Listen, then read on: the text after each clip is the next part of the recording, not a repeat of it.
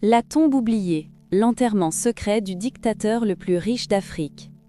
Imaginez un homme qui a régné sur le Zaïre avec des poings sertis de diamants, accumulé des milliards pendant que son peuple mourait de faim et se proclamait roi de l'Afrique noire, inhumé non pas dans un palais doré, mais dans un cimetière poussiéreux du Maroc sous haute garde, rejeté par les puissances mondiales qu'il avait jadis fêté. Mobutu Sese Seko, le tyran flamboyant qui a pillé les richesses du Congo pendant 32 ans, est mort en exil le 7 septembre 1997 et son enterrement le 13 septembre est devenu le symbole poignant d'une gloire déchue.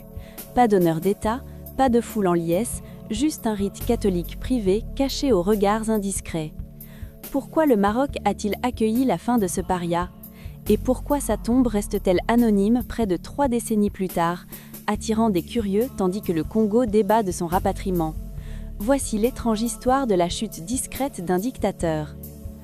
Le chemin de Mobutu vers cette parcelle isolée commence modestement en 1930, né Joseph Désiré Mobutu à Lisala, un village fluvial sur le Congo. Fils d'un cuisinier et d'une femme de chambre d'hôtel, le jeune Mobutu fuguait l'école pour des combines de rue, rejoignant la force publique comme soldat adolescent. Dans les années 1950, il gravit les échelons jusqu'à colonel de l'armée, journaliste astucieux devenu espion, ami des agents de la CIA durant les intrigues de la guerre froide. L'indépendance du Congo en 1960 explose en chaos. Le Premier ministre Patrice Lumumba implore l'aide soviétique, alarmant l'Occident. Mobutu monte son premier coup d'État le 14 septembre 1960, installant un régime pro-occidental, tandis que Lumumba est assassiné, probablement avec l'aval belge et américain. Réinstallé comme président en 1965 après une élection truquée, Mobutu rebaptise le Zaïre en 1971, africanisant les noms et imposant l'authenticité avec des costumes à bas coste et l'excès du club des léopards. Il écrase les sécessionnistes du Katanga avec des parachutistes français et marocains, charme Nixon par son verbiage anticommuniste et accueille le pape Jean-Paul II au milieu de palais dignes de Versailles. Gbadolite, son Versailles de jungle, abrite un bunker antinucléaire, des jets supersoniques et une fontaine de Versailles importée de France. Des milliards disparaissent dans des coffres suisses, estimation à 5-15 milliards de dollars, tandis que l'économie zaïroise s'effondre sous une hyperinflation à 1000%. En 1997, les rebelles de Laurent Désiré Kabila, soutenus par le Rwanda et l'Ouganda, envahissent Kinshasa. Mobutu, rongé par un cancer de prostate, fuit le 16 mai à bord de son jet semblable à un Concorde, zigzagant vers le Togo, puis atterrissant au Maroc le 23 mai. Le roi Hassan II, qui l'avait sauvé lors des invasions de Chaba en 1977, l'héberge dans une villa de Rabat malgré les suppliques de Kabila pour l'extrader. Mobutu y languit 4 mois, les traitements échouant à l'hôpital Mohamed V. Le 7 septembre, à 66 ans, il s'éteint. Rumeur de mise à mort par miséricorde ou suicide, mais le cancer emporte le chef éternel. La nouvelle se répand mondialement, mais le Congo l'ignore. Le régime de Kabila l'efface de l'histoire, dynamitant ses statuts du jour au lendemain. À Rabat, les préparatifs sont discrets.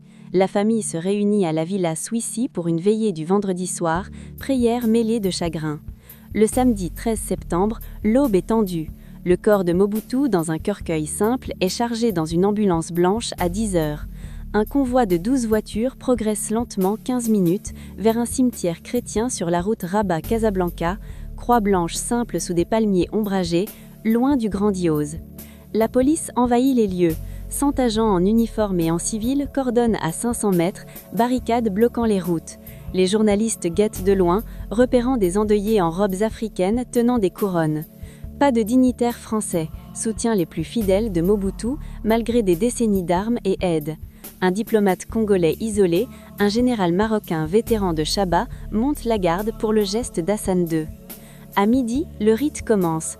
Un prêtre congolais psalmode la messe en latin au-dessus de la tombe ouverte, creusée jours avant. Présent, la veuve Bobby Ladawa, épouse officielle, la sœur jumelle concubine Kosia, les fils Nzanga, futurs politiciens, Congolo et François-Joseph, une vingtaine de proches au total. Pas de discours retentissants, sanglots étouffés par le vent. Des hommes en costume descendent le cercueil en milieu de tribus floraux. La terre s'abat, Une dalle de marbre noir et blanc scelle cet espace, grille en fer, croix au sommet, sans nom, photo, épitaphe. Juste les initiales MSS gravées plus tard discrètement. Pourquoi tant de secrets? La chute de Mobutu est radioactive, les rebelles traquent son clan, la France se distancie au milieu de scandales. Le Maroc le protège géopolitiquement, position anti-Kabila d'Hassan II, lien pétrolier. Pas de diffusion en direct, images AP granuleuses, plans aériens de couronne et ombre. Les rediffusions YouTube comme The Secret Burial narrent dramatiquement des millions accros à l'ironie. La tombe perdure humblement.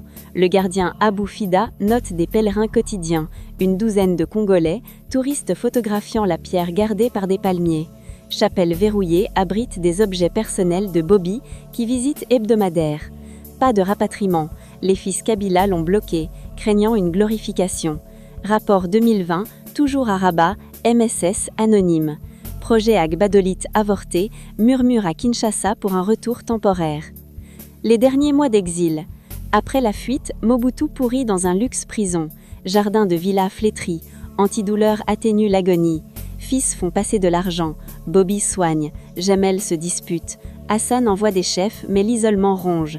Écoute téléphonique, pas de visiteurs. Cancer métastasé. Août, cloué au lit.